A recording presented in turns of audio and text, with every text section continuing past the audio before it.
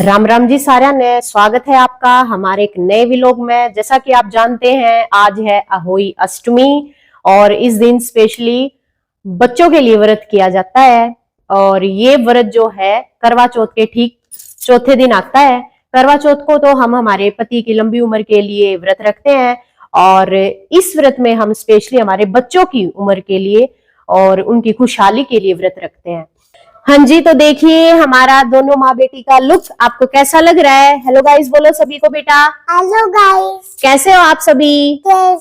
तो भाई मम्मी गई थी दादी बामनी के पास, लेकिन आपको पता है इस टाइम पे जो शेड्यूल है वो बहुत बिजी हो जाता है। तो दादी को कभी किसी के घर जाना पड़ रहा है, कभी किसी के घर जाना पड़ रहा है। तो अब थोड़ी देर में आने के लिए बोल रही है, देखो कितनी देर में आती है, इतने हम कर रहे हैं वेट। प्राचीन काल में एक साहूकार था जिसके 7 बेटे और 7 बहुएं थीं। इस साहूकार की एक बेटी भी थी जो दीपावली के अवसर पर ससुराल से मायके आई थी। दीपावली पर घर को लीपने के लिए 7 बहुएं मिट्टी लाने जंगल में गईं तो नंद भी उनके साथ जंगल की ओर चल पड़ी। साहूकार की बेटी जहां से मिट्टी ले रही थी उसी स्थान पर स्याहू साही अपने 7 बेटों से साथ रहती थी।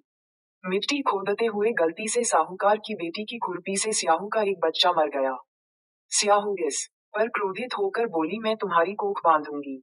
स्याहू की यह बात सुनकर साहूकार की बेटी अपनी 7 भाभियों से एक एक करके विनती करती है कि वह उसके बदले अपनी कोख बंधवा ले। सबसे छोटी भाभी नंद के बदले अपनी कोख बंधवाने के लिए तैयार हो जाती है। इसके बाद छोटी भाभी के जो भी बच्चे थे वह सभी 7 दिन बाद मर जाते हैं। 7 पुत्रों की इस प्रकार मृत्यु होने के बाद उसने पंडित को बुलवाकर इसका कारण पूछा। पंडित ने सुरही गाय की सेवा करने की सलाह दी। सुरही सेवा से प्रसन्न होती है और उसे स्याहू के पास ले जाती है। रास्ते में थक जाने पर दोनों आराम करने लगते हैं। अचानक साहूकार की छोटी बहू की नजर एक ओर जाती है। वह देखती है कि एक सांप गरुड़ पंखनी के बच्चे को डंसने जा रहा है और इसलिए वह सांप को मार देती है। इतने में गरुड़ पंखनी वहां आ जाती है और खून बिखरा हुआ देखकर उसे लगता है कि छोटी बहू ने उसके बच्चे को मार दिया है।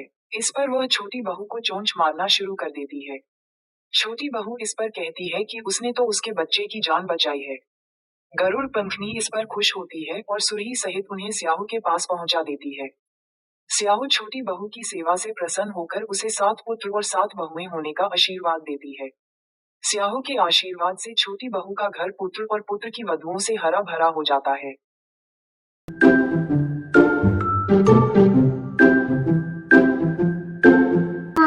अगर आपको इसकी लैंग्वेज समझ में आ जाए तो कमेंट सेक्शन में कमेंट करके जरूर बताइए। सुन लो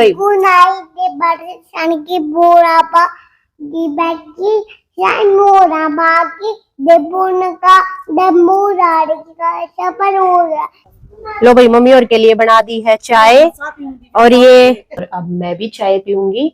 और इसी के साथ करती हूँ मैं अपने व्लॉग का दी एंड। मिलते हैं नेक्स्ट व्लॉग में इसी जोश के साथ। और अगर आपको हमारे व्लॉग अच्छा लगा हो तो हमें कमेंट करके जरूर बताना कि आपको कैसा लगा। और आयरा सांगवान व्लॉग के चैनल को लाइक करें, शेयर करें और सब्सक्राइब करें। राम राम।